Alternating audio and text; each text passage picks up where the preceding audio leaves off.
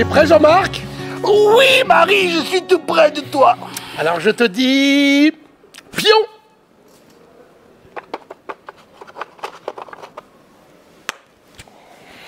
Je te dis roi. Reine. Voyelle.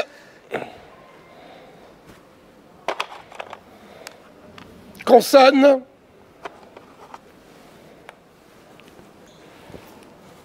Le compte est bon. Ah bon? Nous allons maintenant nous intéresser à un jeu dont l'élégance et la sophistication a fasciné, et continue d'ailleurs de fasciner, des générations d'esprits affûtés. Ce jeu, ce sont bien évidemment les échecs.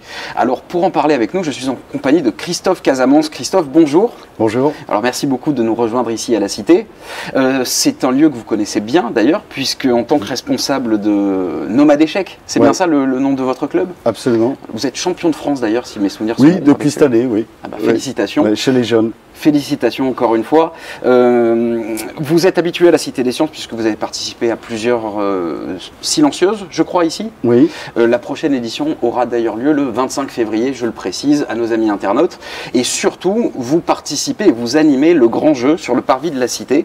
Alors le grand jeu, c'est un événement qui est gratuit et qui permet à tout un chacun de se former et de s'initier aux échecs, justement. Absolument. Il y a des familles qui viennent et on apprend à jouer à ceux qui veulent. Et ceux qui savent déjà jouer, on leur donne des petits cours pour qu'ils puissent s'améliorer. Bah, écoutez, c'est très bien, puisque figurez-vous que moi, je suis plutôt rouillé et j'y connais pas grand-chose hein, en matière d'échecs, je suis tout à fait honnête. Et moi, c'est justement d'initiation. C'est d'initiation, justement, dont il va être question maintenant. Oui. Et bien, je vous passe la parole. Est-ce que vous pouvez nous apprendre les rudiments de ce jeu magnifique ? Absolument, voilà, je suis venu avec un échiquier qui donc est, comme on dit, lettré, c'est-à-dire qu'il y a des petites lettres là, et chiffré avec les chiffres ici. Et cet échiquier, il est magnifique parce qu'il existe depuis... alors ça diverge un peu, mais on peut faire remonter ça à 1500, 2000 ans. Hein. À l'origine, c'est le Chaturanga. En Inde, ça veut dire le jeu des 4 rois. Il y avait 4 petites équipes ici. On ne jouait pas à 2, on jouait à 4. Et on lançait les dés. Et en fait, l'histoire des échecs, ça a été d'enlever cette partie de hasard qui provenait du jet de dés. D'accord. D'accord. Donc après, on a fait des règles, on a codifié de manière à ce que le hasard n'existe plus. Parce que les bons joueurs en avaient marre de perdre la partie sur un mauvais coup de dés, quoi. C'est pas du poker. Oui, les mecs se sont dit non, c'est pas possible, alors donc ils ont tout mis. Ce qui est intéressant, c'est que dans la légende, enfin une des légendes, il y en a une aussi qui parle de Palamède, qui aurait inventé pour distraire les armées grecques pendant le siège de la guerre de Troie, pendant les 10 ans. Mais une autre fait référence à l'histoire d'un roi neurasthénique qui s'embête tout le temps. Et il y a un type qui s'appelle Sissa et qui lui propose ce jeu, sur 64 cases. Et le roi trouve ça formidable et il dit « Qu'est-ce que tu veux, mon bon Sissa, pour ta récompense ?» Et Sissa dit « Je veux juste vous mettiez un grain de blé sur cette case, puis 2, puis 4, puis 8, puis 16, puis 32, vous multipliez comme ça. » Le roi dit « Bonne affaire, ça va faire un petit sac. » En fait, si on fait ça, on arrive à 18 quintillons de grains de blé. Alors quintillon, est-ce que vous pourriez situer ce que ça représente ? 10 puissance 30. 30 zéros derrière. C'est-à-dire qu'il faudrait que la France, tout entière, soit recouverte d'un champ de blé sur une hauteur de 1 mètre. Voilà ce que ça représente, ça. Donc c'est pour donner une idée de l'apparente simplicité et la profonde complexité de ce jeu, qui sont réunis autour de ces 64 cases. Effectivement. Alors justement, on est devant 64 cases, ouais. Pardon. Je crois qu'il va falloir installer peut-être les pions, fou, cavalier, roi, reine, enfin bref, toutes ces pièces qui nous permettent de jouer. Oui, je vais en profiter pour dire que lorsqu'on a un échiquier, même qui n'est pas chiffré lettré, la case blanche à droite. Toujours. Parfois, il y a des films où vous voyez qu'il est installé comme ça. Case noire, là c'est une erreur. Hein, case blanche à droite. Et après, on va installer tout ça. J'ai un ami qui s'appelle André, à qui on a offert ce jeu pour les fêtes de fin d'année, et qui va se faire un plaisir, parce qu'il voudrait jouer avec son épouse. Alors, il ne sait pas jouer. Alors, je vais lui apprendre. Voilà. Et bien, c'est parti. Donc, on va regarder comment les pièces fonctionnent, comment elles se déplacent. Parce qu'aux échecs, c'est de la même manière que vous déplacez que vous mangez. Par exemple, mon cher Olivier, vous voyez ici, c'est A, de A à A. D'accord? B à B. Ça s'appelle aux échecs une colonne. Ça, c'est la colonne C. Ça, c'est la colonne D. Et là, 1 à 1, 2 à 2, ce sont aux échecs des rangées. Très bien. C'est la deuxième rangée et tout. Est-ce que vous pouvez avoir la gentillesse de placer cette tour sur la case B2? Alors ça, je pense que c'est encore dans mes moyens. Ça devrait être là. Bonne réponse. Parfait. Donc B2, voilà, la tour là, elle est en B2. Très important. Alors, la tour, ça se déplace verticalement ou horizontalement, d'une case ou de toutes les cases. D'accord? La tour, ça va tout droit. C'est carré, la tour. C'est tout droit. D'accord? Très bien. Aux échecs, manger, c'est prendre la case. Donc, à votre avis, est-ce que cette tour peut manger ce pion? Alors, selon toute vraisemblance, oui, puisqu'il n'y a pas de limite, je crois, dans le parcours qu'elle peut effectuer. Vous avez tout compris, donc allez-y, mangez-le. Alors, c'est parti. Hop. Voilà, et vous l'enlevez, et il a disparu, et il est à vous. D'accord? Quand vous serez plus expérimenté, vous pourrez le prendre comme ça, le faire disparaître. Mais, en tout cas, c'est le principe elle-même, d'accord? On l'enlève, on lui prend sa petite case. D'accord. Son petit territoire. Ça, c'est la tour. D'accord? Une case. Ça peut aller en arrière, ça peut aller en avant, et tout. Bon. Ça, à votre avis, c'est quoi? Qu'est-ce que ça peut être? Je dirais le cavalier, peut-être? Ça, non, en fait, Pas ça, du tout. c'est très étrange parce que ça s'appelle en français le fou. Oui. Mais les Anglais appellent ça bishop. Ça veut dire un évêque. C'est l'évêque, oui. Ouais. Absolument. Parce que c'est les Anglais qui ont codifié la façon de sculpter les pièces et ils lui ont fait une mitre. Ça, c'est le petit chapeau de l'évêque, la mitre. D'accord, très bien. Donc, voilà, ça, c'est le fou. Alors, lui, il va en diagonale. Très bien. Vous pouvez le déplacer? Alors, ça doit pouvoir se faire comme Voilà. ça, je suppose. Allez-y. Et comme ça, sans limite. Très bien, pareil. D'accord. Vous remarquez une chose, tout à l'heure la tour, elle allait sur les cases noires et blanches, indifféremment. Les fous, par contre, sont fous pour cette raison que lui ne connaîtra jamais le bonheur d'aller sur des cases blanches. Très bien, c'est plutôt monochrome. Voilà. Très Donc bien. lui, il va que sur des cases blanches, c'est votre fou de cases blanches, et lui, il va que sur des cases noires, c'est votre fou de cases noires. D'accord. C'est simple? Jusque-là, tout va bien. En tout cas, je suis. Alors, vous êtes prêts? C'est parti. Quel est le seul pion qui n'est pas attaqué en ce moment par un des deux fous? Je pense que c'est celui-ci. Celui-ci, il a un nom, Olivier. Vous vous rappelez, on l'a fait au tout début. Il s'appelle Monsieur... Eh bien, je ne sais pas. Il est sur quelle colonne? La colonne D. Quelle rangée? 2. Donc vous me répondez D2. D'accord. En fait, lui, il s'appelle D2, lui, il s'appelle G2, lui, il s'appelle G7 et lui, il s'appelle B7. Mais quand ils vont se déplacer, ils auront d'autres noms. D'accord. Mais pour l'instant, ils ont le nom de leur petite case. D'accord, ça va? C'est bon. Donc effectivement, lui, il peut prendre ça, lui, il peut prendre ça, et lui, il prend ça. Mais là, pour l'instant, personne ne l'attaque. Il faudrait se déplacer par ici, puis par ici, pour venir l'attaquer. D'accord? Ça Absolument. va? Jusque-là, tout est clair? Parfaitement. Bon.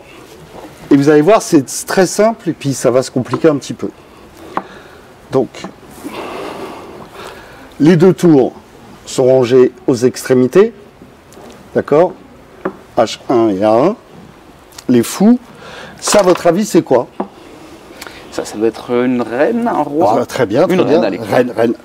Alors qu'on appelle en français la dame, les Anglais l'appellent the queen, donc comme la série qui est sortie Queen's Gambit, c'est le gambit de la reine ou de la Qui a dame. eu un succès phénoménal d'ailleurs. Ouais, bah, qui a fait du bien aussi aux échecs, parce J'imagine. qu'on a enfin vu que c'était quand même drôle, ce jeu. Donc la dame, elle se déplace comme une tour, ou si elle veut, comme un fou. Très bien. Elle associe les deux qualités.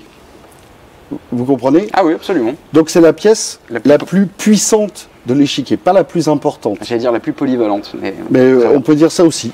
Alors, la tour, elle contrôle partout où elle est le même nombre de cases. 14. Regardez. 1, 2, 3, 4, 5, 6, 7, 8, 9, 10, 11, 12, 13, 14. Mettez-la n'importe où, ça fait 14. D'accord. Effectivement. 14. Là, 14. Partout, elle fait 14. Elle attaque sur 14 cases. 14 cases. Le fou, là, quand il est en plein centre, il en attaque 13. Quand il est dans un petit coin, il va en attaquer moins. Là, il en attaque 1, 2, 3, 4, 5, 6, 7. Là, il en attaque 1, 2, 3, 4, 5, 6, 7, 8, 9, 10, 11, 12, 13. Donc, sachant que la dame, la tour, elle attaque 14 cases. Le fou, 13. La dame, combien de cases elle peut attaquer au maximum?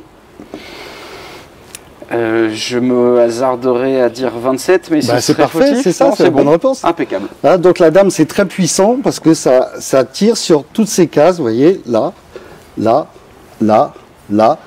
Donc ça contrôle beaucoup. 27 sur 64, c'est pas mal quand même. Hein. Bon. Ça, c'est quoi, à votre avis? Oh là, parce que je prends pas de risque en disant que c'est le roi. D'accord. Ça, c'est la pièce la plus importante de l'échiquier. Le roi, c'est le plus important parce que vous allez voir que dans son déplacement, il est très modeste. On peut dire qu'il est vieux, il est un peu usé par le pouvoir. Il se déplace que d'une case. Une, tout autour de lui. Latéralement, ou comme un fou, ou comme une tour, mais seulement une. La dame, elle peut faire ça d'un coup. Le roi, il peut faire que ça. Là, il est à bout de souffle, il n'en peut plus. D'accord, vous comprenez? Donc ça, c'est la différence. Mais le roi, il est très important parce que c'est la seule pièce qu'on ne mange pas. On n'a pas le droit de manger le roi. D'accord. Échec et mat, ça vient de l'arabe parce que le jeu, après l'Inde, comme je vous ai dit au début, est allé au Japon, puis en Perse.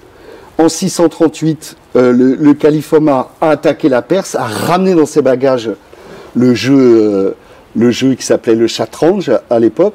Il l'a ramené et c'est là on a même des textes qui datent de 840 où il y a des problèmes d'échecs déjà. Par Al-Souli et tout, enfin bon, c'est fantastique. Mais eux, donc, ils ont ramené donc le jeu et qui a été encore modifié après lorsque les Arabes ont envahi l'Afrique du Nord, puis l'Espagne, puis la France, puis tout ça. Très bien, puis j'imagine qu'ils l'ont un petit peu adapté aussi. Oui, à chaque fois, ça s'est modifié. Et ça s'est codifié en fait vers l'an 1500, 15e siècle à peu près. Et là, avec l'imprimerie, il est sorti les premiers bouquins. 1561, c'est la date clé, c'est Damiano qui sort le livre qui raconte les échecs. L'ouverture, les finales, les combinaisons, tout. Très bien. Bon, donc, le roi, la dame. Les tours, on a vu. Les fous, ici. Ensuite, on met les petits pions. Il y en a 8 devant.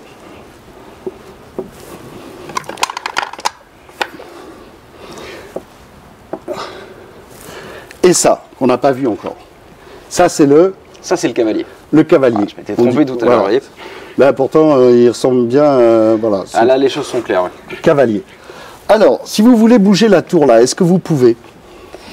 Je suppose que non, puisqu'elle est bloquée par un pion. Il faudrait faire ça, puis après, elle pourrait commencer à bouger, comme ça, comme une tour, d'accord, qu'elle est. Elle serait contente, d'accord. Si vous voulez bouger un fou, est-ce que vous pouvez? Je pense que c'est le même problème. Il faudrait faire ça d'abord, puis après, il pourrait passer. D'accord? Votre dame, pareil. Elle pourrait sortir ensuite, si vous bougez les pions. Il y a une pièce qui échappe à tout ça, c'est le cavalier. Le cavalier, il fait comme un cheval dans la nature, il saute par-dessus les obstacles. Et donc le cavalier, son déplacement, c'est ça. Pof. D'accord. Il part d'une case blanche, il arrive sur une noire. Vous pouvez retenir en faisant K va à droite ou à gauche, lié. K va, lié. K va, lié. Et là aussi, K va, lié. D'accord. D'accord? Vous m'avez dit d'accord un peu vite, je trouve. Ah. Est-ce que vous pouvez avoir la gentillesse? Qu'est-ce que j'ai manqué là? Il va falloir que je me concentre. Oui, il faut vous concentrer.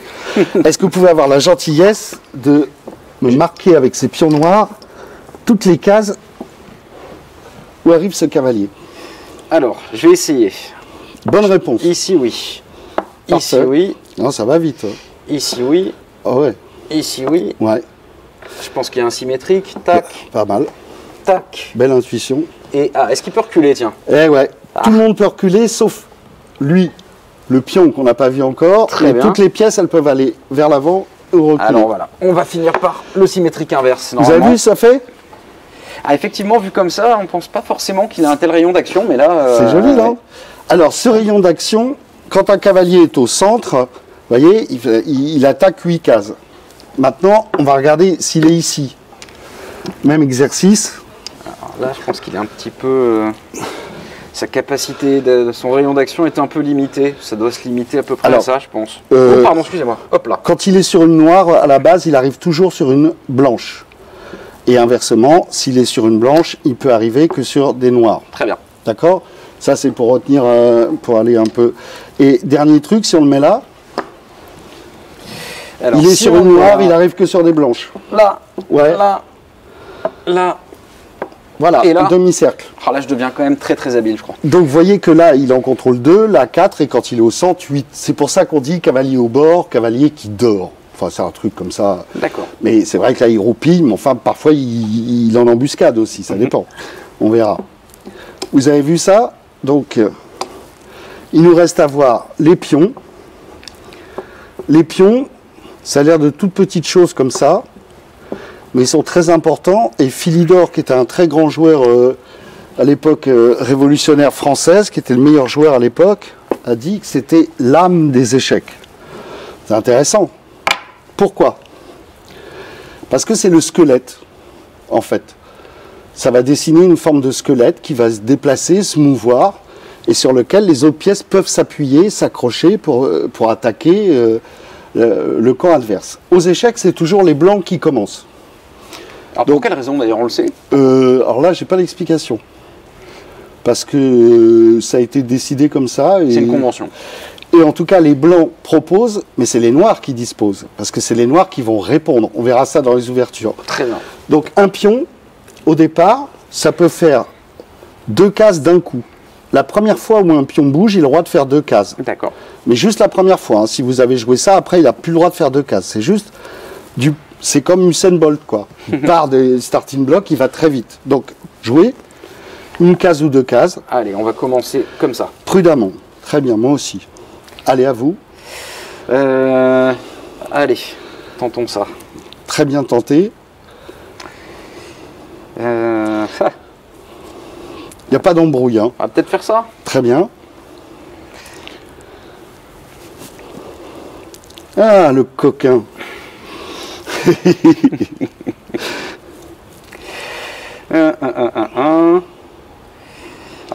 Bon voilà, on va jouer. Je sais pas si c'est de la prudence ou de la peur, mais en tout cas. Non, voilà. mais de toute façon, il n'y a pas de chose trappe avec des alligators qui nous attendent en dessous. Hein. Il risque de rien nous arriver. Pour l'instant, hein, vous avez vu, on va tout droit. Et je vois ça. Allez. Très bien. Allez. Alors, là, pour l'instant, on a vu que les pions, quand ils étaient en face comme ça, eux, ils n'ont qu'une densité de... Ils peuvent faire 2 cases, mais leur rayon d'action est petit par rapport aux pièces. Vous avez vu qu'ils traversaient tout. Absolument. Là, en fait, ils bougent comme un roi, quoi. Sauf qu'eux, ils vont toujours tout droit. C'est le seul élément du jeu qui ne recule jamais. Très bien. Jamais un pion recule. Jamais on ne mange le roi. Ça, c'est les 2 trucs. Il faut jamais voir un plateau où il n'y a plus de roi. Ce qu'on fait là est abominable. C'est juste pour apprendre. Mais ça ne se reproduira plus jamais. Donc là, maintenant, lui, est-ce qu'il peut prendre lui?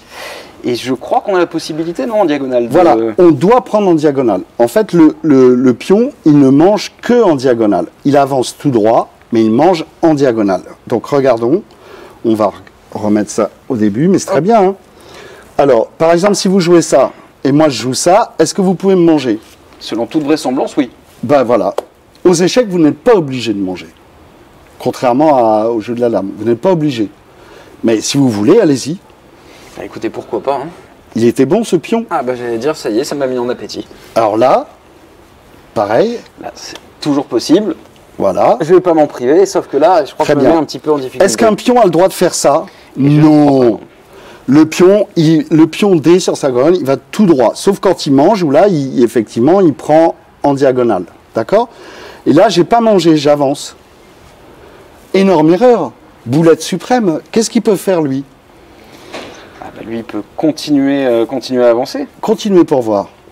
Allez, on va se rapprocher un petit peu. continuez pour voir. Allez.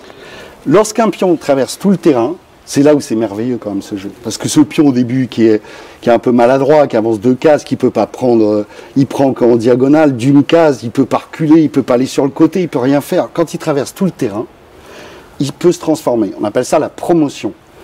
C'est comme à l'époque de l'Empire où un simple soldat devient maréchal d'Empire. Et donc, il peut se transformer en soit un fou, soit un cavalier, soit une tour, soit la reine. À votre avis, la plupart du temps, on prend quoi? Je pense qu'on privilégie la reine. Qui bien sûr, donc ce pion qui est arrivé là, il devient une grosse dame.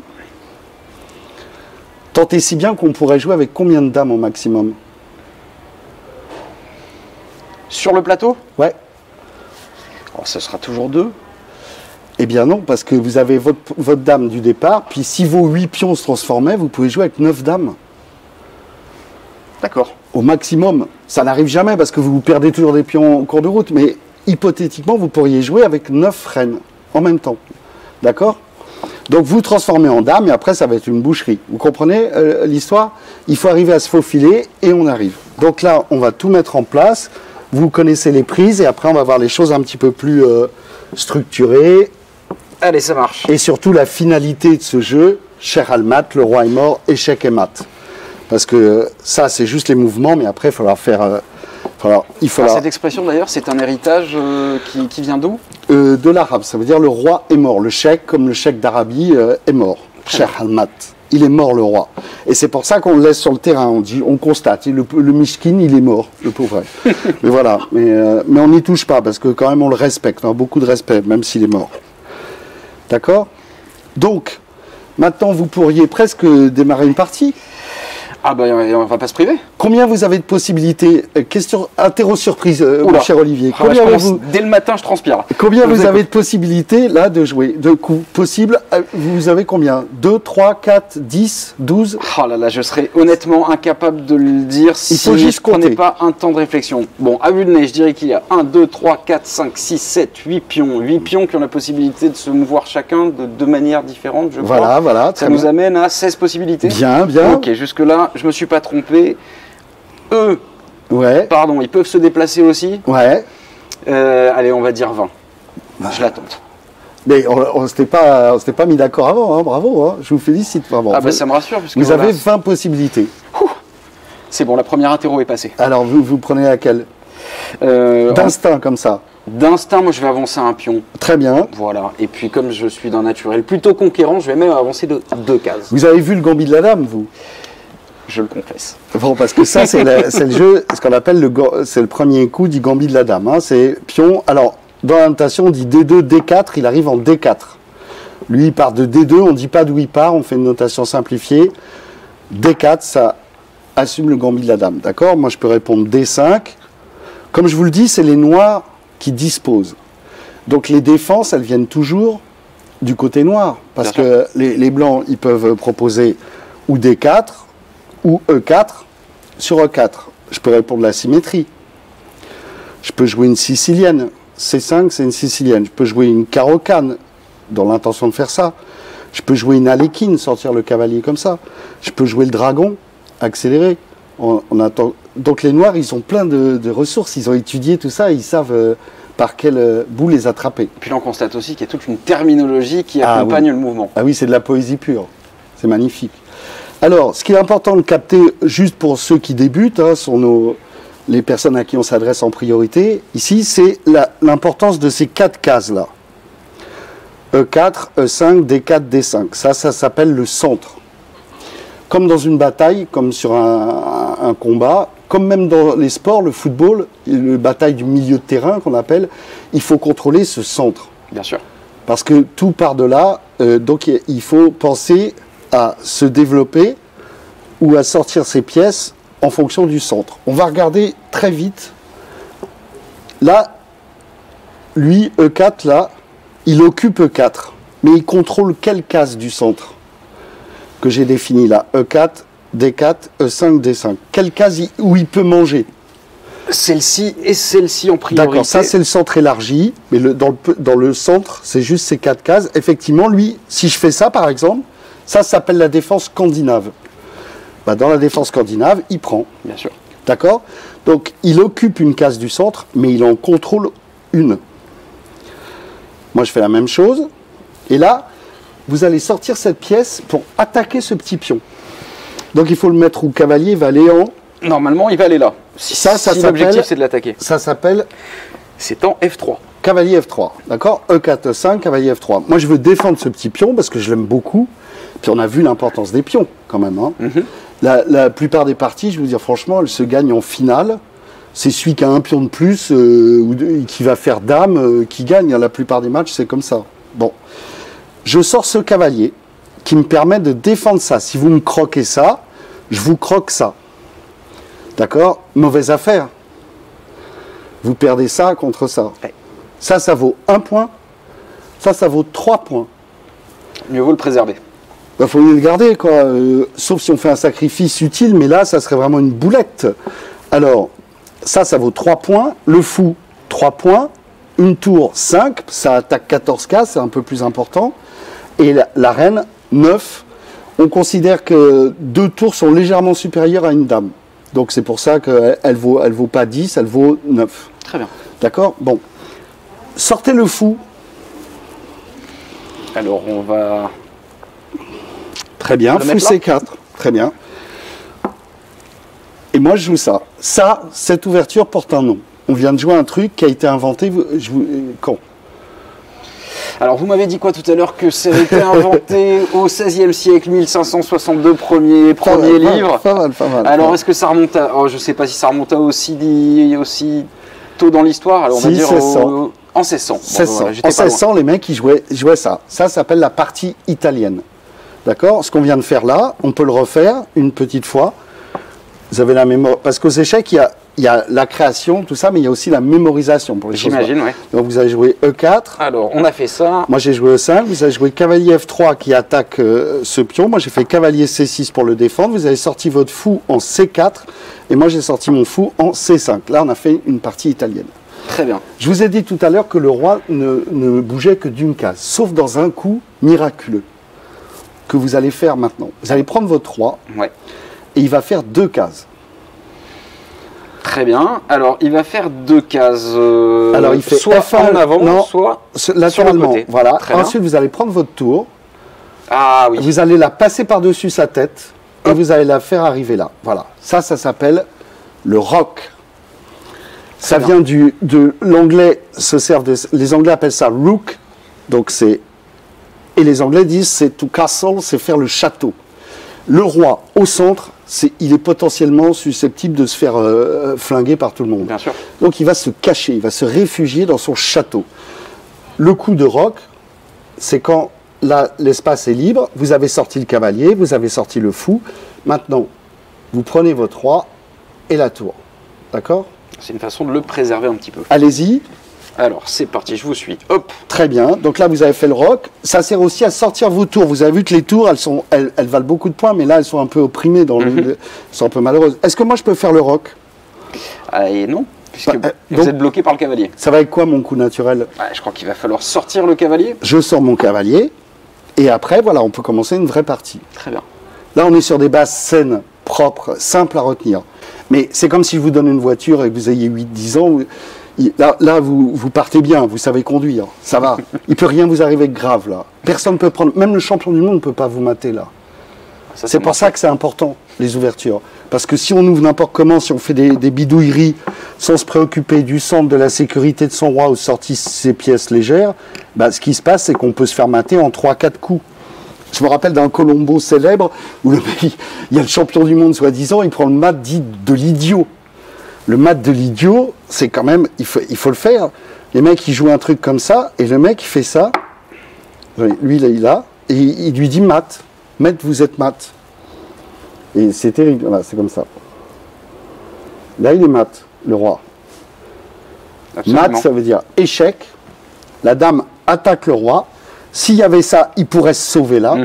Mais là, il ne peut pas se sauver. Donc, c'est échec et mat. Ça, c'est le mat de l'idiot. On peut le prendre très rapidement. On le constate, effectivement. Bon. Ça va très vite. Donc, si on fait une ouverture sérieuse, sensée, comme on vient de la faire ici, magnifique. Une petite partie italienne, là, avec le roi à l'abri, il ne peut rien nous arriver là pour l'instant. Après, on va voir. D'accord? Alors Christophe, comment vous avez découvert le jeu d'ailleurs? Moi, j'ai appris ça très jeune parce que j'étais malade, enfin, j'avais une méningite et j'étais longtemps à l'hôpital en urgence, puis je suis resté très longtemps là et puis on m'a apporté un jeu d'échecs, donc j'ai appris comme ça. Ça remonte à il y a très très longtemps évidemment. Ah oui, à l'époque, il y avait des petits livres, quoi. On apprenait sur des livres, en fait. D'ailleurs, vous êtes venu équipé, je crois. Oui, j'ai quand même quelques livres avec vous. Oui, je me suis dit, je vais à la bibliothèque de la Cité des Sciences et de l'Industrie, donc je vais prendre quelques bouquins, on ne sait jamais. Il y a de quoi faire, là, effectivement. Le premier, là, il a l'air assez étoffé, assez épais. Ah, celui-là est magnifique. D'ailleurs, c'est un joueur, Nicolas Giffard, c'est un joueur qu'on a rencontré il n'y a pas longtemps, qui est super, qui joue toujours, et ça se lit comme un roman d'aventure à certains passages. Est-ce que le jeu d'échecs, enfin, on imagine que mieux vaut évidemment s'y mettre très jeune, on peut le pratiquer à tout âge et progresser malgré tout? Ouais. Alors c'est ça que je me suis aperçu depuis Moi j'enseigne même en prison, j'interviens à Fresnes pour les détenus. Bon, il ne s'agit pas d'aller en prison pour apprendre à jouer aux échecs, mais enfin les mecs sont là-bas, ils passent leur temps comme ça, ils s'occupent l'esprit et ils apprennent à l'âge où ils sont incarcérés. Souvent c'est un enfant qui me dit c'est mon grand-père qui m'a appris. Souvent ça réduit ça fait un lien intergénérationnel Absolument, très fort. Chose qu'on n'a pas maintenant, surtout avec l'isolation que chacun a tendance à avoir, malgré soi peut-être, avec les écrans, tout ça. Ça permet, c'est une discussion de deux esprits. C'est comme au tennis, il faut trouver le bon partenaire. Bien sûr. Il ne faut pas trouver le type qui va vous tabasser, ni celui qui ne sait pas renvoyer la balle. Il faut juste être pouvoir faire un dialogue avec quelqu'un sensiblement de son niveau. Donc on peut apprendre ensemble. Le cocooning, ça sert à ça, on apprend à jouer, on progresse ensemble, et puis maintenant, avec Internet, tout ça, vous avez des cours, vous avez des trucs gratuits, vous tapez des ouvertures, les mecs vous parlent dans toutes les langues, ils vous expliquent comment il faut faire, comment il ne faut pas faire, et tout. Et très vite, là, à cause du Covid, on a une génération d'enfants qui sont nés en 2015, qui ont appris tout seuls sur Internet, ils sont monstrueux, ils vont être monstrueux. C'est extraordinaire, effectivement. Ouais. En tout cas, grâce à vos conseils et vos explications, là, on est à peu préparé pour commencer une partie correctement. Voilà. Puis après, il faudra vérifier les prises. Vous voyez, si je fais ça, après, j'ai le droit, mais est-ce que c'est une bonne idée? Je ne sais pas. Après, mais tout se regarde après, s'étudie gentiment. Au début, on fait des prises, on se trompe, mais c'est pas grave. De toute façon, je dis, il ne peut rien nous arriver. Il n'y a pas de choses trappes. On ne va pas tomber en enfer. Enfin, c'est très drôle tout ça. Et après, ce qu'il faut voir, c'est quand même la notion du roi qui est échec et mat. Pour ça, on va simplifier le jeu, parce que là, il y a trop de monde sur le terrain. Et pour avoir une petite notion claire, je ne sais pas s'il nous reste encore un petit peu de temps. Alors écoutez, ce sera peut-être la dernière séquence, mais Très bien. Si c'est fondamental, il faut quand même qu'on puisse le voir. Oui. Alors nous vous écoutons religieusement. C'est juste pour que les personnes puissent comprendre. Le but de jeu, c'est ça. Par exemple, là, ma tour, vous avez votre roi ici. Vous allez le faire, vous. Vous pouvez me mettre en échec, là. Comment vous pouvez me mettre en échec? Alors, je pense qu'il y a deux façons de le faire. Ouais. Ou de cette façon-là. Voilà. Là, vous me dites échec au roi. Moi, je m'en vais, je suis plus échec. D'accord? C'était quoi votre autre façon? Peut-être tout simplement tout droit. Ouais. Si vous venez là, moi je me frotte les mains, car le roi, c'est un guerrier, il prend. Non, il n'y en a qu'une seule, manifestement. Là, il n'y en a qu'une seule. Imaginons maintenant que vous avez un petit fou ici. C'est votre droit. Si vous venez là, ça c'est la règle, il faut super comprendre. Mon roi, tout à l'heure, il pouvait vous manger. Parce que la tour n'était pas protégée, elle arrive comme une dingote. Elle dit échec. Bon, le roi, c'est un guerrier. Mais là, est-ce que je peux manger? Non, parce que je me remets en échec. Et le roi n'a pas le droit de se mettre en échec. Vous comprenez la différence? Très bien. Bon, donc, si on a deux tours, par exemple, comment vous allez vite me mettre mat? Échec et mat. Alors, peut-être ouais. De cette façon-là. Ouais, mais là, je vais pouvoir m'enfuir et tout. Vous avez une façon plus simple, regardez. Pof. Oui. Est-ce que j'ai le droit de revenir sur la colonne E? Alors, vous avez la possibilité de le faire, oui. Non, ça m'est interdit. Malheureusement. Non, j'ai pas le droit de jouer. Ça s'appelle un coup illégal. Ah, d'accord. Je n'ai même pas le droit de faire ça. Si je fais ça, on appelle l'arbitre. On dit, monsieur, vous n'avez pas le droit de faire ça. Je suis obligé d'aller par là-bas. Et après, vous continuez. D'accord. Avec celle-ci? Non, celle-ci, vous la laissez pour m'empêcher de revenir là. Là, je vais là. Vous continuez avec l'autre. C'est sans fin. Voilà. Si on va trouver la fin là. Tour à un mat. Voilà. Et ce mat qui est très joli, parce que les mats, ils ont des noms. Celui-là, il s'appelle le mat de l'escalier. Parce qu'ils ont fait une petite marche, là, ça fait un petit escalier. Ils ont tous des beaux noms comme ça, les maths. C'est bon. Là, je pense qu'on est paré. En tout cas, pour une initiation, c'était parfait. Christophe, merci infiniment de nous avoir rendu visite à la cité et de nous avoir initiés à ce noble jeu. Bah écoutez, j'espère que ça vous sera utile, enfin, ça sera utile aux gens qui ont reçu des jeux en cadeau ou qui veulent s'y mettre, qui veulent apprendre. Écoutez, je pense, alors ils sont peut-être pas aptes à battre et à affronter Kasparov demain, mais en tout cas, déjà entre eux, je pense qu'ils pourront se faire plaisir. Christophe, merci beaucoup. Je vous en prie. Quittons maintenant le cadre géométrique de l'échiquier pour celui moins rigide de la création et du dessin. Oubliez néanmoins les stylos, les crayons à papier, les pinceaux et autres fusains traditionnels, car c'est à l'aide de sable que notre prochain invité s'exprime. Une invitation au voyage, au rêve, d'une poésie évanescente absolument stupéfiante que je vous invite à découvrir dès maintenant.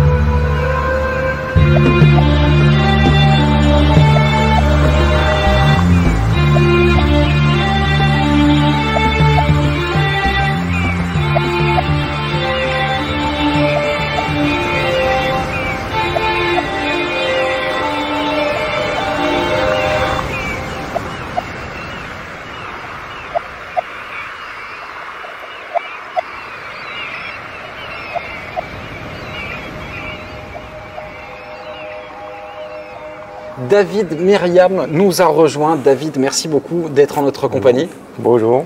Félicitations pour votre prestation, c'était absolument bluffant. Moi, je n'avais jamais assisté en direct à la prouesse, donc vraiment merci. Bravo. Alors la question que je me pose, tout simplement, c'est comment vous en êtes venu à décider, à vous dire un jour, bon, bah voilà, je vais utiliser du sable pour dessiner. C'est venu progressivement. Enfin, moi, j'ai pas fait d'école d'art et donc j'ai commencé le dessin après l'âge de 20 ans.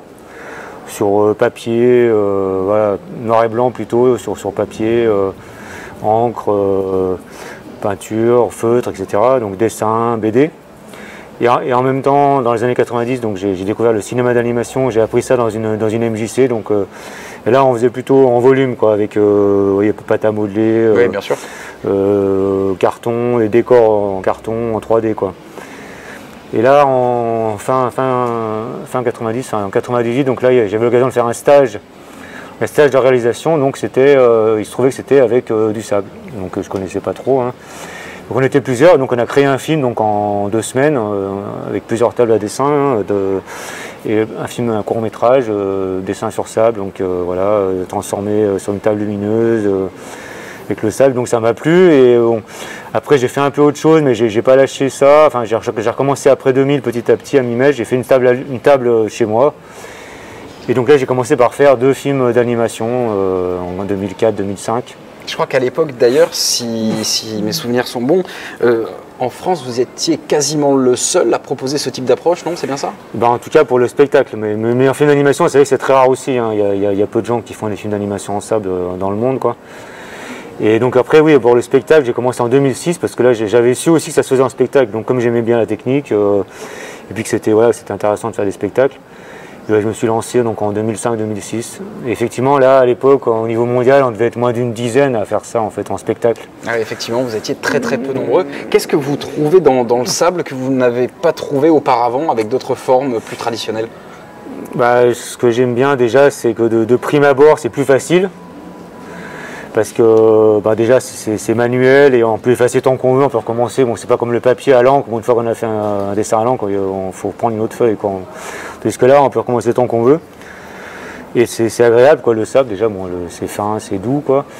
Et aussi parce que comme j'aime bien raconter des histoires avec voilà, du mouvement, des choses qui se passent, donc les dessins fixes, c'est quand même moins. Bon, il y a la BD, mais voilà, c'est quand même pas pareil, quoi. Donc, comme j'aimais bien l'animation, justement, on peut raconter des histoires aussi. Donc là, ça se rapproche un peu du film, comme on peut dessiner assez vite avec des enchaînements, ça se rapproche du film. Donc j'aime bien ce côté-là. Et qui peut se faire aussi avec la peinture. Hein. J'ai essayé une fois avec la peinture acrylique noire, là, ça marche aussi. Bon, c'est pas pareil, hein, mais. Voilà. Ce qui est très étonnant, c'est que vous utilisez un minimum d'objets et quand on voit, voilà, d'ailleurs devant nous on a une planche, hein, c'est d'une précision folle en définitive, c'est ça qui est particulièrement saisissant. C'est ça qui est intéressant aussi, alors d'autant plus que là j'utilise un sable très fin, un sable voilà, qui est très fluide, très fin, qui glisse bien, donc qui permet quand même pas mal de détails si on veut. Mais bon, des fois j'ai utilisé d'autres sables plus grossiers, hein, ça marche aussi. Mais bon, j'aime bien le côté fin parce qu'on peut quand même superposer des couches, faire des détails. Et c'est vrai que, surtout si on prend le temps, même en spectacle, c'est déjà assez précis comme on a pu voir. Mais si je prends le temps de faire une illustration sur une table plus grande, bon, c'est vraiment là, ça peut ressembler à du fusain, quoi. C'est très. Donc ça, c'est quand même bien, quoi, c'est sûr. Alors on a vu que vous y avez fait référence, vous avez accompagné des spectacles, je crois que vous avez déjà accompagné des opéras notamment, plusieurs types de concerts, mais vous faites aussi vos propres spectacles. Où est-ce qu'on peut vous voir prochainement? Là, en ce moment, c'est vrai qu'il y a moins de, avec les problèmes de confinement et tout ça, de restrictions, j'ai moins de dates qu'avant. Là, pour l'instant, j'avais des choses de prévues, mais là, j'ai pas encore les dates. Pour l'instant, là, j'ai un autre spectacle, mais qui a été annulé. C'est encore un peu compliqué, hein, malheureusement. Mais après, il y a mon site internet, évidemment. Bon, là, c'est pas pareil, mais il y a des vidéos, pas mal d'illustrations aussi. Absolument. D'ailleurs, j'invite nos amis internautes à venir y jeter un œil, puisque c'est vraiment magnifique. David, merci infiniment de vous être joint à nous et d'être venu nous faire un petit coucou à la Cité. Et c'est avec plaisir. Bon retour chez vous, puisque je crois que vous partez dans la Drôme, c'est assez loin. Oui, un petit trajet. Merci beaucoup. J'en profite pour dire aussi à nos amis internautes qu'ils ont la possibilité de participer à une mosaïque de photographie. C'est assez simple. Regardez sur l'écran, il va y avoir une sorte de QR code qui va s'afficher. Il suffit de le flasher. Envoyez-nous une photo qui traduit votre vision personnelle du cocooning. Elle sera intégrée à cette belle mosaïque. Merci encore.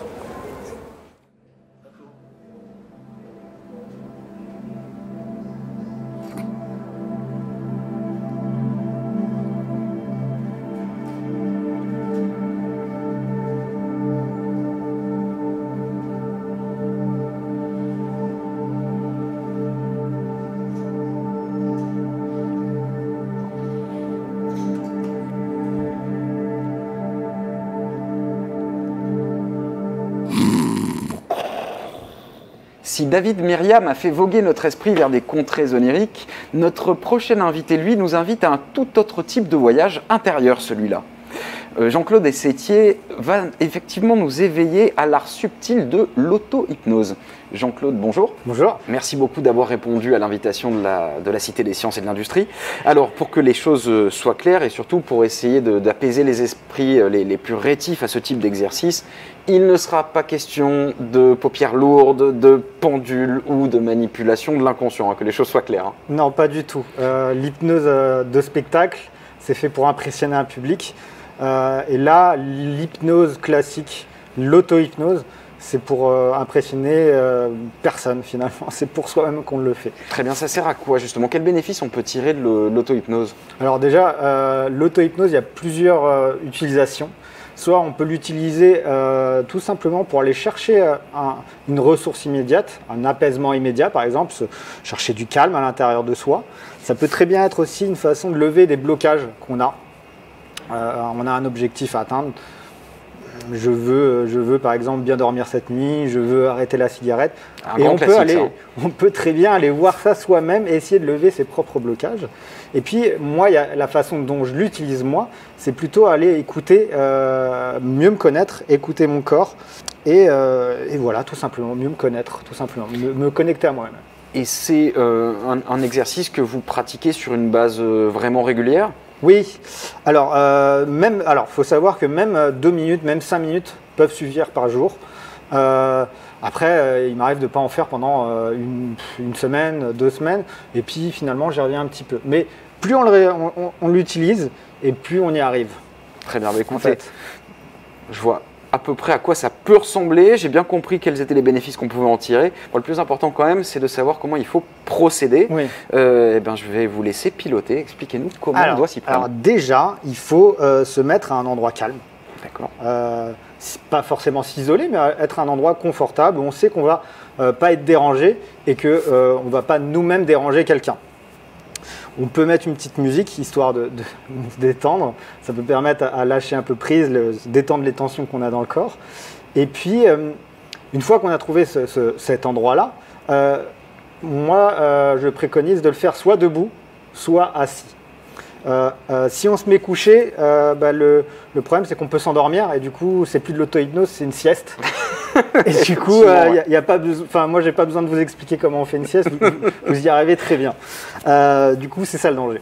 Donc une fois qu'on a trouvé ce lieu, qu'on s'est posé par exemple sur un siège, un sofa, on peut se poser la question du pourquoi on fait cette séance-là. Est-ce que je le fais parce que j'ai envie de me reposer? Est-ce que j'ai besoin d'aller voir quelque chose à l'intérieur? J'ai eu une petite tension dans la journée, j'ai une petite contrariété, je sens un stress quelque part. J'aimerais bien aller voir ce que c'est. Je ne sais pas trop ce que c'est. Donc ça peut être ça. Donc c'est déjà se poser la question du pourquoi je fais ça. Une fois qu'on a bien défini ça avec soi-même, ça peut être aussi un objectif qu'on veut atteindre, on va tout simplement utiliser son imaginaire. L'imaginaire, c'est déjà la première porte d'entrée pour rentrer dans l'auto-hypnose, dans l'hypnose. Et l'idée de l'hypnose, ça va être de faire émerger notre partie inconsciente. Donc l'inconscient, qu'est-ce que c'est? Tout simplement, c'est ce qui n'est pas conscient. Là, je parle, j'ai les mains qui bougent, je le fais et je ne suis même pas conscient que je fais ça. Là, vous dites oui, et puis vous baissez la tête, et c'est inconscient, vous le faites de manière inconsciente. Ah, c'est totalement automatique, bien sûr. Voilà. Du coup, l'hypnose, c'est ce qui va permettre de passer de acteur de ce que je fais à observateur. C'est que finalement, je vais observer ce que je fais de manière inconsciente. Je vais regarder ce que je fais de manière spontanée. Donc pour ça, il y a plein de façons de procéder. Et c'est ce qui arrive aussi dans le quotidien. Lorsqu'on conduit une voiture, lorsqu'on marche, on peut être complètement concentré sur quelque chose et puis notre esprit vagabonde. Et puis on arrive à destination, on a complètement oublié le chemin qu'on vient de parcourir, on est déjà arrivé. C'est un peu essayer de reprovoquer ça chez nous. Donc la porte de l'imagination, je vais vous inviter simplement à mettre les deux mains face à face, comme ça. Allez, je vais me prêter à l'exercice. Ouais. Très bien. Et puis vous allez juste mettre la tension musculaire juste nécessaire dans le bras pour qu'elle tienne. Juste ce qu'il faut dans les bras. D'accord. Et puis ce que vous allez faire, c'est simplement dans votre imagination, vous pouvez fermer les yeux, vous prêter au jeu, et puis il peut rien se passer, il peut se passer quelque chose, en quelque sorte, peu importe, parce que ça demande de l'entraînement, et puis vous allez voir ce que ça fait. Donc l'idée, c'est que vous allez essayer d'imaginer dans votre tête quelque chose qui fasse que ces deux mains se rapprochent. Alors, quelque chose qui les attire, comme si elles étaient aimantées. Et là, vous allez me dire, vous pouvez penser à plein de choses. Qu'est-ce que ça pourrait être, par exemple? L'aimant, ça marche plutôt pas mal. Hein. Ouais. Ouais, je pense que c'est plutôt... Alors vous imaginez dans votre tête, et l'idée c'est ça, c'est d'imaginer dans votre tête ces deux aimants. Et plus vous allez imaginer ces aimants dans votre tête, avec la force qu'ils ont, la puissance qu'ils ont, et puis vous allez sentir que finalement vos mains commencent déjà à bouger un petit peu. Voilà, exactement comme ça.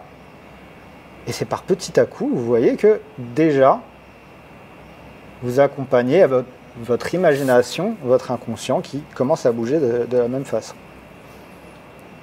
Voilà, exactement comme ça.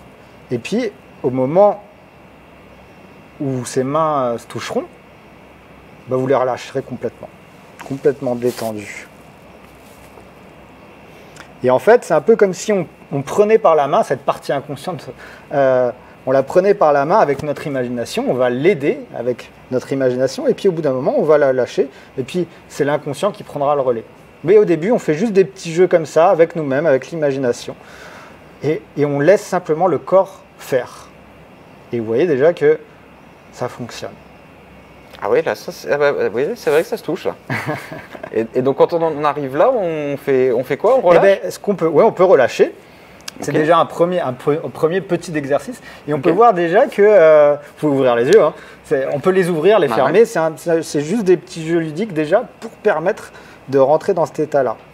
Et on voit déjà qu'il y a quelque chose qui détend. Déjà, rien qu'à faire ça, c'est comme si on laissait un peu son esprit faire ce qu'il avait à faire avec son imagination. Et puis on laissait le corps. C'est un peu, on enlève le cerveau, on se met en posture d'observateur et puis on laisse faire le corps. Ah, c'est très étonnant, ouais.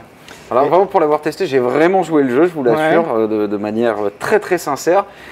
On ressent une petite surprise quand même quand les doigts se touchent. Hein. On ne s'y attend pas forcément à ce moment-là. On perd un peu la notion de l'espace. Ouais. Et puis au bout d'un moment, elle se touche et puis on revient un peu ici. D'accord. Et alors l'idée de l'auto-hypnose, ça va être ça. Ça va être de faire d'abord des mouvements automatiques, comme ça, avec l'imagination, avec les mains qui se rapprochent. Et puis après, on peut essayer avec les mains qui se repoussent aussi. D'accord. Donc vous pouvez essayer. Vous pouvez imaginer. Et ça, c'est vous-même qui le faites. C'est que vous allez mettre les deux mains face à face, comme ça. Et puis dans votre tête, dans votre imaginaire, vous allez essayer d'imaginer quelque chose qui fasse que ces deux mains se repoussent. Alors ça peut être un ballon, ça peut être plein de choses. Et c'est vous qui le mettez en place vous-même. Ça peut être un ballon qui gonfle. Et puis vous pouvez peut-être même vous amuser avec votre respiration.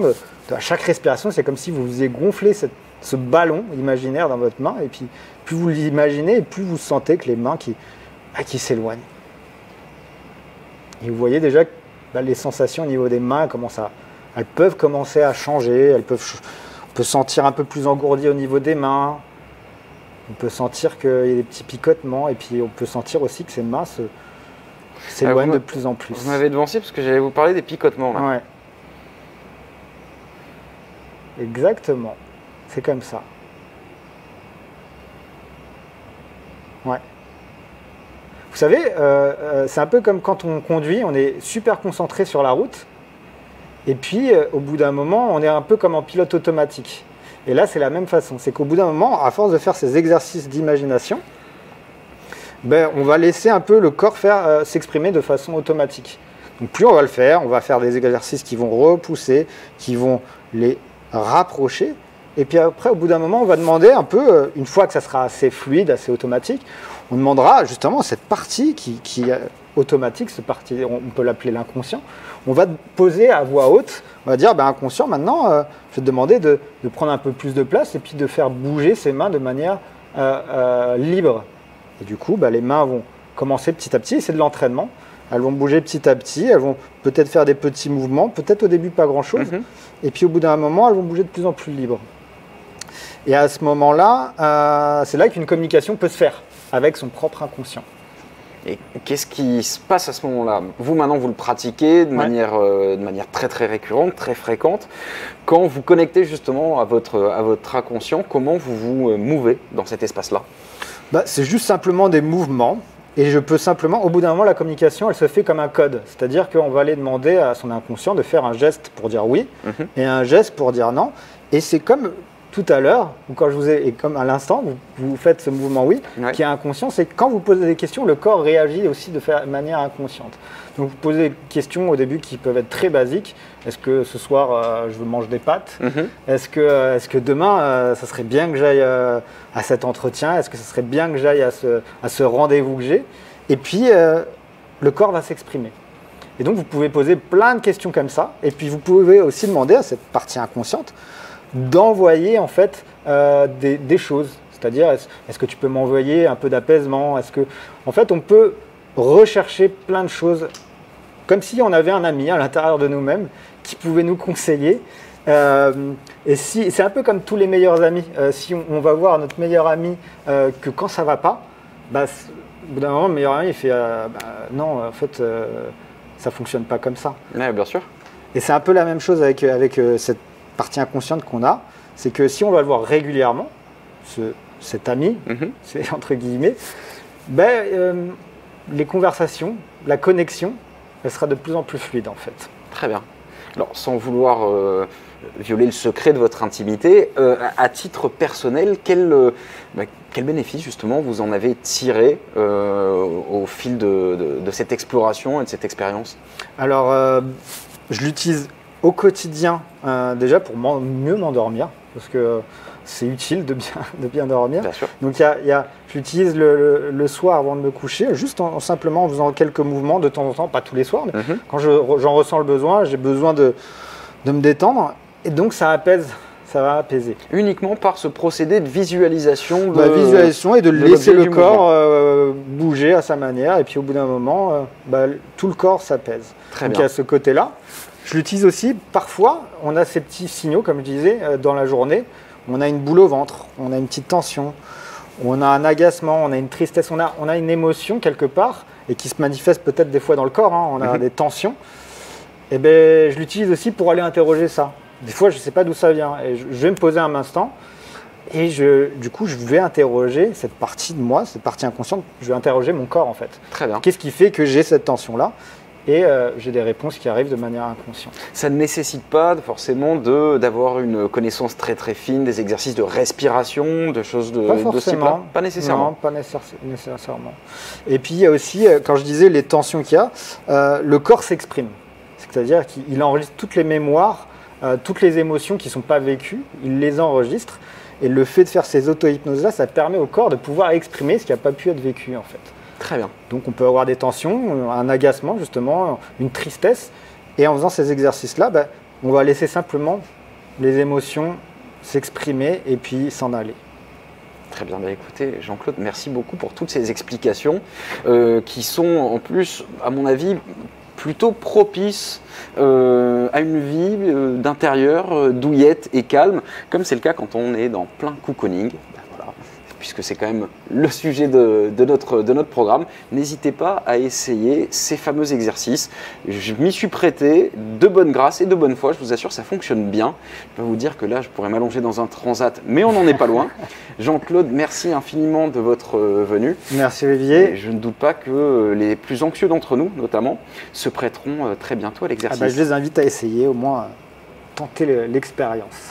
J'en profite pour rappeler à nos amis internautes qu'ils ont la possibilité de participer à une œuvre collective, une mosaïque. Pour ça, c'est très simple. Vous allez voir s'afficher sur l'écran un QR code. Il suffit de flasher ce QR code et de nous envoyer une photo qui, pour vous, représente l'essence du cocooning. Voilà, on se fera un plaisir de l'intégrer à cette belle mosaïque. Si le cocooning est propice à la méditation et au dialogue intérieur, il l'est tout autant à la lecture. C'est la raison pour laquelle les équipes de la bibliothèque de la Cité des Sciences et de l'Industrie vous ont préparé une petite sélection d'ouvrages qui devraient accompagner à merveille vos temps calmes. Suivez le guide audio.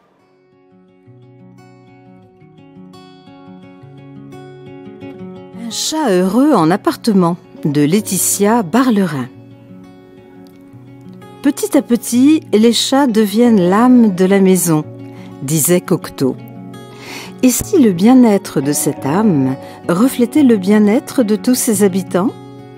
Si cela est exact, alors pourquoi ne pas choyer votre chat? Parce que, oui, il a lui aussi le droit de cocooner. Voici un petit ouvrage clair et bien illustré pour vous apprendre à faire de votre appartement un temple dédié au bien-être félin. L'accueillir dans un appartement, le nourrir, le comprendre sont ici des thèmes importants, qu'il soit bien dans votre environnement commun. Voilà donc le fin mot de l'histoire. L'auteur vous présente comment agrémenter l'espace clos qu'est un appartement de divers amusements et stimulants pour l'esprit chasseur et vif de Minou. Votre prédateur domestiqué ne pourra que vous remercier et vous gratifier de doux ronrons, de recherche de caresses et d'apaisement ponctués de sieste. Et si alors, après tout, le cocooner, c'était par extension cocooner aussi toute la maison? Je nourris les oiseaux en hiver de Gilles Leblay. Se réfugier dans son environnement ne se limite pas à son intérieur. Cocooner, c'est aussi prendre le temps. Pour soi, pour son environnement, pour l'apaisement et le réconfort. Le jardin et ses habitants sont, tout comme nous, pris au piège du froid, de l'hiver et de son grand manteau blanc. Si beaucoup d'auxiliaires du jardin hibernent, si certains oiseaux migrent, d'autres visiteurs à plumes restent. Prendre le temps de l'hiver pour s'occuper de son jardin et de ses habitants apporte apaisement et bien-être, pour soi, mais aussi pour les oiseaux. Cet ouvrage pratique et pédagogique vous aidera à les aider à survivre à l'hiver et à se faire un nid au chaud.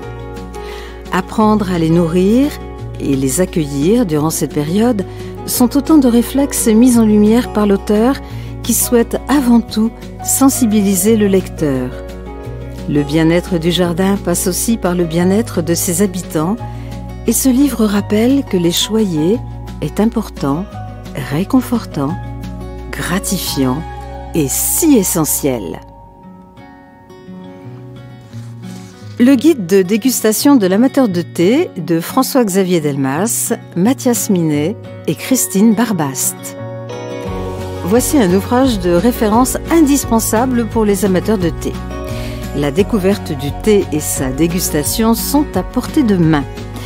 Cocooner chez soi, le matin, le midi, le soir, se fait pour beaucoup avec une tasse de thé chaud et réconfortant. Il est un allié de plaisir, de bienfait et de bien-être. Lui qui nous accompagne si souvent, le connaît-on vraiment?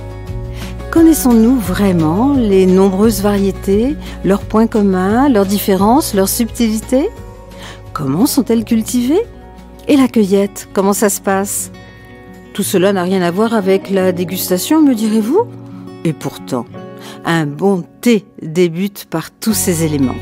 Et ensuite, eh bien dans cet ouvrage, les auteurs passionnés nous font découvrir le matériel nécessaire pour sublimer un thé. On apprend également l'importance que représente la qualité de l'eau pour déguster un bon thé. Mais on apprend aussi à partir à la découverte de cette boisson par l'intermédiaire de l'odorat, du toucher, de la vue, de l'ouïe et bien plus encore. Cocooner en dégustant le meilleur des thés sublimés, parfaitement infusés dans une eau de qualité, en voilà une belle vérité. Chocolat gourmand et sain à faire soi-même de Marie-France Faré et Noélie Coteau. Qui dit cocooning dit hiver et dit chocolat, n'est-il pas? Pour nombre d'entre nous, le plus grand, le plus important réconfort hivernal. Un allié de notre santé et de notre plaisir gustatif. Un chocolat chaud ou en carré tout prêt, c'est bien, mais les fins gourmets sont exigeants. Et si on vous disait qu'il est facile et amusant de les créer? Eh oui, quoi de mieux que de quitter son plaid pour les faire soi-même, à son envie? Des classiques orangettes, au chocolat aux fleurs, en passant par la pâte à tartiner végane ou au chocolat aux algues, rien ne vous sera plus facile à réaliser avec cet ouvrage. Aux recettes santé se succèdent des recettes gourmandes et bien sûr le chapitre Do It Yourself qui vous propose par exemple la création d'un calendrier de l'Avent ou encore la mise en place d'une chasse aux œufs zéro déchet. Grâce à ce guide ô combien complet et ludique, vous pourrez donner libre cours à votre imagination, vos envies et votre gourmandise. Tisane et tonifiant naturel, la Bible de Fern Green. La tisane, un remède naturel de l'hiver au stress et à la fatigue.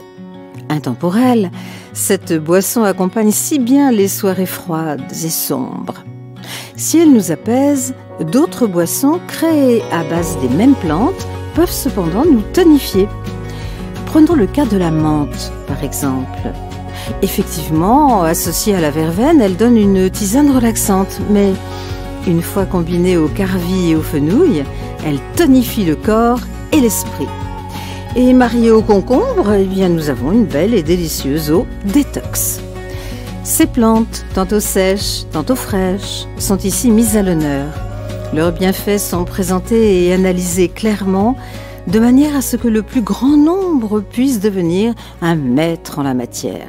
Bref, vous l'aurez compris, avec cet ouvrage, on apprend à les faire soi-même, on découvre les vertus des différentes plantes et ingrédients. Un indispensable pour cocooner.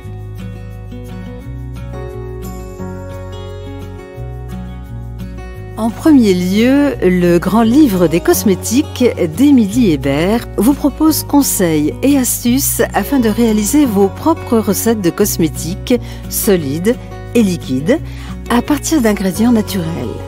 Elle a rassemblé dans cet ouvrage ses 200 meilleures recettes pour réaliser facilement tous vos cosmétiques. L'auteur présente toutes les bases de la cosmétique naturelle, les ingrédients et le matériel indispensable. Un livre complet et très illustré pour une beauté naturelle. Parfait pour prendre soin de votre corps tout en respectant la planète. Vous y trouverez par exemple la recette du masque d'éclat à l'acérola. L'acérola, petit fruit amazonien, aussi appelé cerise de la Barbade, contient 20 à 30 fois plus de vitamine C que l'orange et est également riche en minéraux. Elle empêche naturellement les cellules épithéliales de produire la mélanine, à l'origine de la pigmentation de la peau. Pour lutter contre le stress, Savourons le silence d'Émilie de Vienne est un parfait remède. Il vous invite à découvrir ses vertus relaxantes et créatrices. Dans ce monde cacophonique, nous négligeons trop souvent l'importance du silence et notamment son impact sur notre santé. Voici un extrait du résumé du livre. Grand oublié de notre société actuelle, le silence semble disparu. Le bruit a envahi nos vies. Tous ces stimuli sonores créent une surchauffe de notre cerveau et dégradent notre santé. Véritable oasis de paix dans le tumulte, cet ouvrage nous guide à la recherche du silence. Enfin, Yoga du visage et techniques associées d'Alain Pénichot, paru en 2017, vous permet d'apprendre des techniques d'automassage afin de lutter contre les tensions, limiter les rides, et estomper les cernes. Parfait pour se relaxer après une journée bien remplie. Grimaces et fou rire garantis.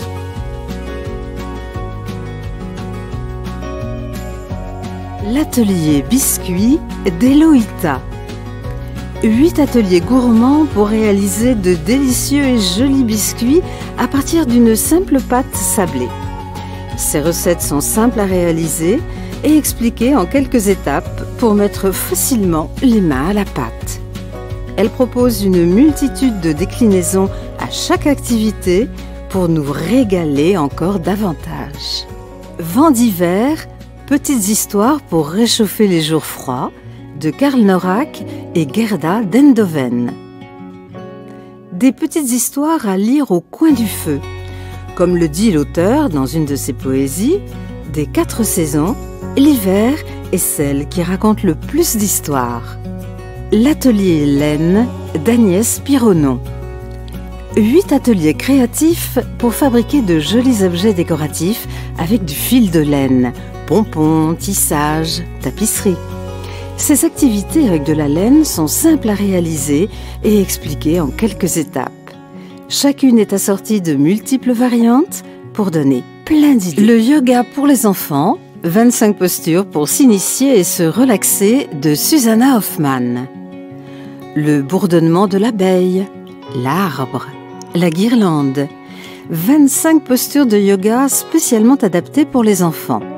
Apaisantes ou ludiques, elles sont faciles à reproduire grâce à des pas à pas tout en photo. Un livre pour pratiquer le yoga en famille, à la maison, et créer des moments d'échange et de complicité. Et bien voilà, c'est tout pour aujourd'hui. J'espère que vous avez pris beaucoup de plaisir, en tout cas autant que moi, à découvrir ces différents ateliers. J'en profite évidemment pour remercier les invités qui nous ont rendu visite aujourd'hui à la Cité des Sciences et de l'Industrie. Quant à moi, eh bien, je vous dis à demain pour de nouvelles sources d'inspiration. Alors au programme, il va y avoir quand même pas mal de choses très intéressantes, un atelier de confection de savon, un atelier de bruitage ou encore un orchestre culinaire. Bref, le menu sera copieux, donc venez armé d'un solide appétit. À demain.